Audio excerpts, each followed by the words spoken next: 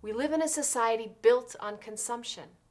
It's about enticing us to spend our money in ways other people want us to. And impulse has a lot to do with it. Advertising is meant to excite the impulses.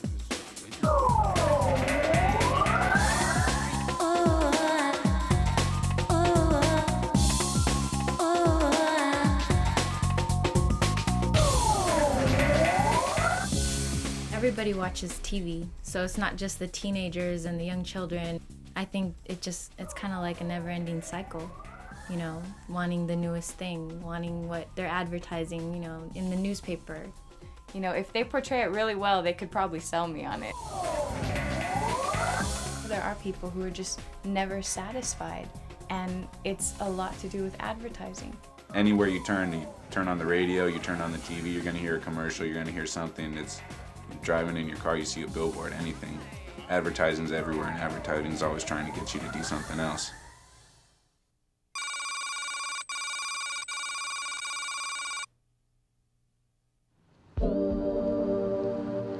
My name is Patrice. I'm in my second year of college. I was in focus groups from the age of about 16 to 19. In focus groups, what we mostly did was like concentrate on advertising strategies. So we would meet about once a month for a big shoe company, and they just ask us different questions about ads, what we liked about it, what we didn't like. I think advertisers take things way too far. They make kids have different opinions about themselves. They make kids want to fit in with everybody else instead of just being themselves.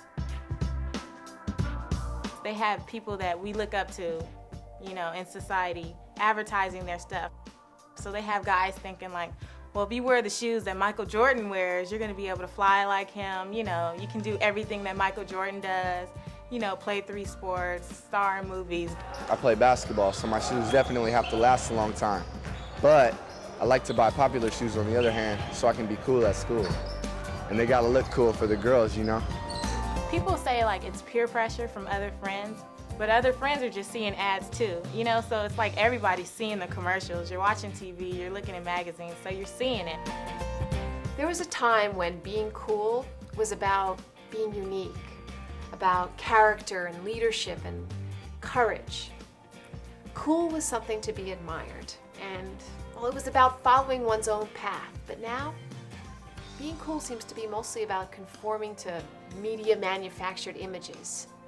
Cool's now a commodity that's being marketed to us, and we no longer decide for ourselves what cool is. We just allow the media to decide that for us. It's not about the shoes, it's about talent.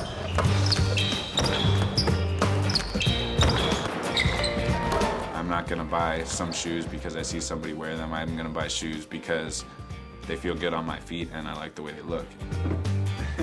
I don't wear them on the football field, but as soon as I get my cleats off, this is what goes on.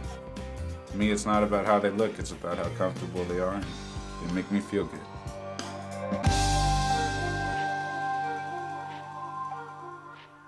Here is an important point.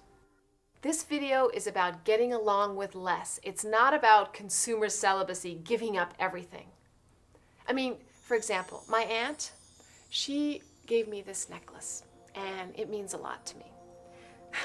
Not to mention that I think it's pretty. I'm glad I own this, you see, because it's okay to have things that we really like. It's just the stuff that we keep buying that we don't need. That's what we need to think about. When we buy less, we value what we have that much more.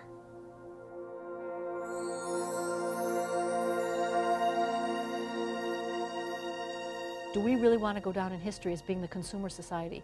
When we study history, we study like the Renaissance. You know, this incredible period of this flourishing of art and culture. You know, you look at different time periods, you know, around the turn of the century, there was the Impressionist painting and this incredible flourishing of music and stuff. You know, do we want to go down in history books as we were the consumer culture? We ate our way, bought our way, you know, shopped our way through the world's resources to the point where, you know, future generations don't have anywhere close to the kinds of things that we have now. People know there's a problem, and people will always know there's a problem. They have to first take the step and recognize the problem, but they have to make the move to do something about it. The obsession with possession for a lot of people is really about trying to find happiness. We are constantly being saturated with messages that tell us being cool, being happy is about how much we own. We can't say that having nothing makes you happy. And we can't say that rich people can't be happy, because that's not true either. But what we need to remember is that happiness and having things don't necessarily go together. I don't think they show anything in advertisement that says if you're a nice person, you'll be happy. It's all about what you have. And I don't know, to me, I feel kind of sad about it because so many kids out there are brainwashed thinking exactly what the advertisers want them to think. It really doesn't matter how much money you have. It doesn't matter how much you spend every week. What it all comes down to is, the non-materialistic things. Peacefulness with yourself, that sense of I'm doing what I want to be doing with my life, doesn't come from chasing after stuff. It doesn't come from getting more money. It doesn't come from any of those things. There's so much beauty just by spending time with your family. I think being cool is just having people that love you for who you are, and they see something in you that says, oh, that person is cool. And I think that could be different for every single person. To me, I think that a cool person is somebody that's unique and not afraid to stand out and do what they feel is right. Truly, you have to be happy with yourself, and you have to be happy inside to be truly happy.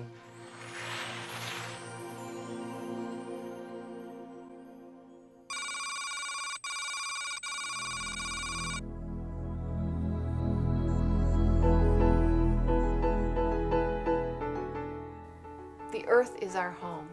It's the only one we have, and we have to take care of it. We Americans own a lot of stuff, very often a lot more than we need. But we're still constantly being urged to want more and to buy more. We know that our consumer lifestyle is highly destructive. We are causing the extinction of tens of thousands of plant and animal species who share the earth with us. We are pushing our planet to the limit. Every single thing you do affects the environment, and so every single change you make will affect it too. Think responsibly and act responsibly, and think not for themselves, but think for the big picture. Think for society, what they're doing, and how is this affecting everybody around me. It starts with an individual person, if anything's going to happen. You have to resist the pressure through advertising, through what your friends buy, because you're just falling into their trap, basically, and that's what they want you to do. And you need to be strong. And I think we're pretty strong. We fall into some traps. Yeah, I'm just like we're perfect, guilty. We are guilty. Perfect victims. But we're trying to change that. The future for all of us depends on the individual choices that you and I make every day.